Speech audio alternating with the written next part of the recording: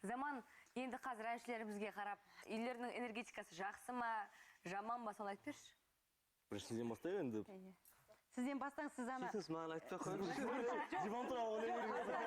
Асқар, сен келінге звонда киініп жүрсің. Жоқ. Киініп жүреді. Қазір үйге кіреді мынау. Қойшы. Көз кетті. Көз кеткенде сіздің үйіңіз неге білмеймін, 2 жылдан ремонт болған немесе бір өзгеріс болған сияқты да. Және де үйдің жанында бұрыннан бір речка ма су жүрген сияқты да, бұрыннан болады. Судың энергетикасымен сондай бір үйде көп гүлдер ма сонда өсіріп қойсаңыздар жақсы болады. Тірі энергетика көп болу керек сіз жақта.